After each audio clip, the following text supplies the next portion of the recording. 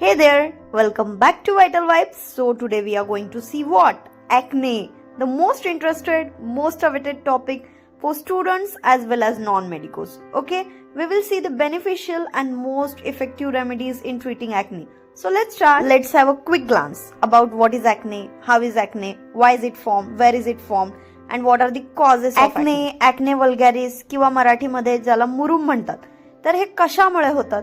आपली जी स्किन असते त्याचे जे हेअर फॉलिकल्स असतात ना, त्यामध्ये डेड स्किन सेल्स किंवा बॅक्टेरिया किंवा एक्सेसिव्ह ऑइल सिक्रेशन, खूप ऑइल सिक्रेशन झाल्यामुळे काय होतं, ते जे पोर्स असतात ते ब्लॉक होतात आणि त्यामुळे हे ऍक्ने तयार होतात. मोस्ट ऑफ द टाइम्स ऍक्ने चेहऱ्यावर बघायला मिळतात, but they can occur on back और चेस्ट ऑल्सो. ऍक्ने नेमकं कशामुळे होतात? ऍक्ने होण्याचे बरेच कारण असतात, जसं की जास्त सीबम जे असतं त्वचेमध्ये जे सिक्रेट होतं, एक ऑइली सबस्टन्स असतं जे स्किनला ल्युब्रिकेट करतं, प्रोटेक्ट करतं, ते जर एक्सेसिव्ह सिबॅशियस ग्लँड सिक्रेट करत असेल तर ते मिक्स होऊ शकतं डेड स्किन सेल्स आणि त्यामुळे पोर्स स्किनचे ब्लॉक होऊ शकतात. हे एक कारण असू शकतं. हेअर फॉलिकल्स जे आहेत स्किनचे, जे सिबॅशियस ग्लँडशी कनेक्टेड असतात, तर डेड स्किन सेल्स आणि एक्सेसिव्ह सिबमचं सिक्रेशन जर झालं तर हे हेअर फॉलिकल्सना ब्लॉक करतं आणि त्यामुळे ऍक्ने किंवा पिंपल होऊ शकतात. त्यानंतर bacterial growth, excessive bacterial growth जर होत असेल तर त्यामुळे सुद्धा हे ब्लॉक होऊ शकतात पोर्स. त्यानंतर hormonal changes, puberty during, menses during, pregnancy, stress, ह्याच्यामुळे सीबम प्रोडक्शन काय होतं, इन्क्रीज होतं आणि म्हणून ऍक्ने प्रोन स्किन डेव्हलप होते. जेनेटिक फॅक्टर्स, जर का ऍक्नेची जेनेटिक हिस्ट्री असेल, फॅमिली हिस्ट्री असेल, तर ते सुद्धा कारणीभूत ठरतं ऍक्ने बनायला. सीबम सिक्रेशन स्किन मध्ये वाढल्यामुळे काय होतं, कॉमिडोन्स डेव्हलप होतात, ग्रीसीनेस डेव्हलप होते, स्किन ग्रीसी दिसते, ऑइली दिसते जास्त, आणि त्यानंतर नोजच्या साईडला किंवा फोरहेडला किंवा कुठेही कॉमिडोन्स डेव्हलप होतात. कॉमिडोन्स म्हणजे नेमकं काय? ब्लॅक हेड्स किंवा व्हाईट हेड्स स्किन मध्ये जे डेव्हलप होतात हेअर फॉलिकल ब्लॉक झाल्यामुळे, तर ते जर ओपन असेल तर त्याला आपण ब्लॅक हेड म्हणतो आणि क्लोज्ड असेल तर त्याला व्हाईट हेड म्हणतो. त्यानंतर पॅप्युल्स असतात, पस्च्युल्स असतात, सिस्ट्स असतात, नोड्युलर ऍक्नेज असतात. वन बाय वन आपण ब्रीफमध्ये बघूयात. तर ब्लॅक हेड्स, व्हाईट हेड्स हे आपण ऑलरेडी बघितलेले आहेत. ब्लॅक हेड्स म्हणजे काळे मुरुम, व्हाईट हेड म्हणजे पांढरे मुरुम. Next we will see papules. Papules काय असतात? छोटे लाल कलरचे उंचवलेले डाग असतात, स्मॉल रेड रेस्ड बम्स स्किनवरती. कशामुळे होतात? तर हेअर फॉलिकल्सचं जे इन्फ्लामेशन होतं, हेअर फॉलिकल्सच्या सुजेमुळे हे टेंडर टू टच असतात, म्हणजे आपण यांना हात लावला तर ते भरपूर वेदनादायक असतात. त्यानंतर पश्चुल्स पण रेड असतात, सुजलेले मुरुम असतात जे पसनी भरलेले असतात, टिपिकली व्हाईट किंवा येल्लो कलर्ड असतात, लगेच कळून जातात. नोड्युल्स काय असतात? लार्ज असतात, हार्ड असतात, पेनफुल बम्स असतात, म्हणजे गाठ मुरमे म्हणतात ना तसं, मोठे असतात, कठीण असतात, वेदनादायक गाठी असतात, जे त्वचेच्या खाली खोलवर असतात. हे गंभीर सुजण्यामुळे होऊ शकतात, म्हणजे सिव्हिअर इन्फ्लामेशन, आणि they do not come to a head. Cyst काय असतात? सिस्ट हे लार्ज डीप असतात, मोठे गडद, वेदनादायक असतात, पस फिल्ड असतात, लम्प्स अंडर दी स्किन. ते एक सिव्हिअर फॉर्म ऑफ ऍक्ने असतात. कधी कधी त्याचे त्वचेवर डाग पण पडू शकतात. सिस्टिक ऍक्ने हे एक सिव्हिअर टाईपचे ऍक्ने असतात, लार्ज असतात, पेनफुल सिस्ट असतात अंडर द स्किन आणि त्याच्या सुद्धा परमनंटली डाग पडू शकतात. नेक्स्ट होमिओपॅथिक रेमेडीज बघूयात टाइप्स ऑफ ऍक्नेसाठी. फर्स्टली ब्लॅकहेड्स साठी बघूया. ग्राफायटीज आहे, सल्फर आहे, नॅटमूर आहे, अँटिम क्रूड आहे, थुजा आहे. सल्फर काय करते? जी ऑइली स्किन असते, इन्फ्लेम्ड असते, त्याचं जे ऑइल सिक्रेशन आहे ते कमी करते, इरिटेशन रिड्यूस करते.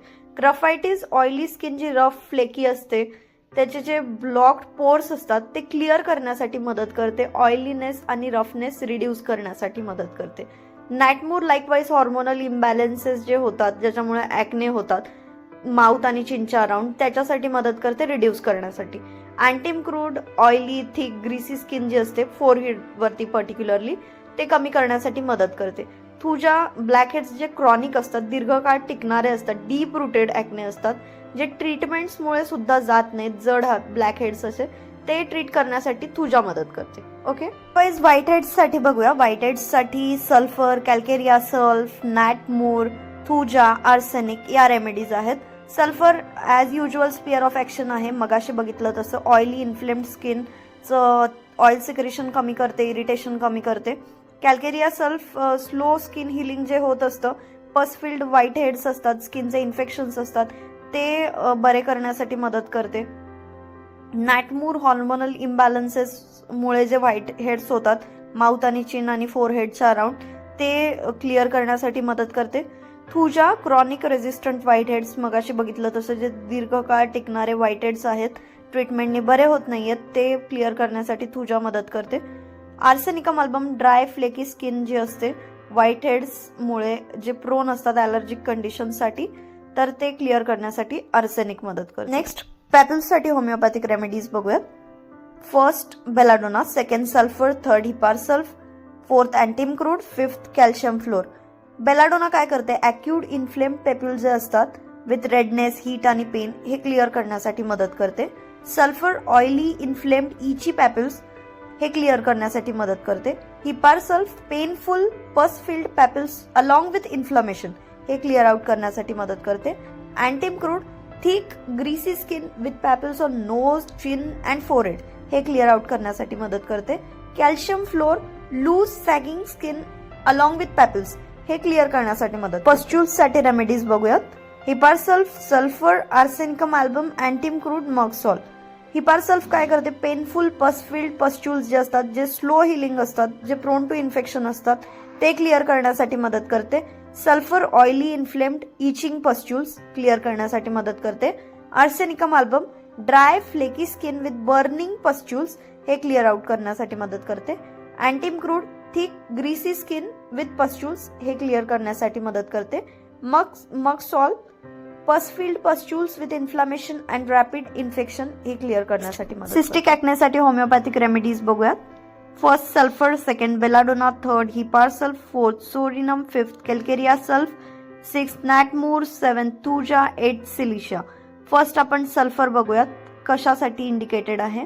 असे सिस्टिक ॲक्ने जे इन्फ्लामेशन, बर्निंग, इचिंग, रेडनेस ह्याच्यासोबत असतात, त्याच्यासाठी सल्फर इंडिकेटेड आहे.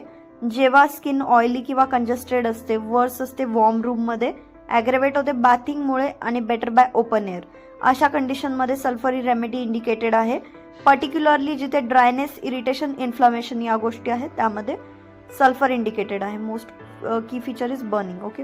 बेलाडोना अशी स्किन कंडिशन, असे सिस्टिक ॲक्ने ज्यामध्ये रेडनेस आहे, हीट आहे, थ्रॉबिंग आहे, सिस्ट जे आहेत ते स्वोलन आहेत, सुजलेले आहेत, इन्फ्लेम्ड आहेत आणि सडनली हीट फील होते ॲक्नेमध्ये, अशा टाईपच्या सिस्टिक ॲक्नेमध्ये ही बेलाडोना मार्क्ड रेमेडी आहे. हीट, रेडनेस आणि पल्सेटिंग पेन. हिपारसल्फ स्किन आणि म्युकस मेम्ब्रेनमध्ये पस फॉर्मेशन होतं. ॲक्ने ज्यामध्ये पस फॉर्मेशन भरपूर असतं, एक्स्ट्रीमली टेंडरनेस असते, सेन्सिटिव्ह टू टच असतात, डीप पेनफुल सिस्टिक ॲक्ने जिथे असतात तिथे हिपारसल्फ ही बेस्ट रेमेडी आहे आणि जे इन्फेक्ट होऊ शकतात.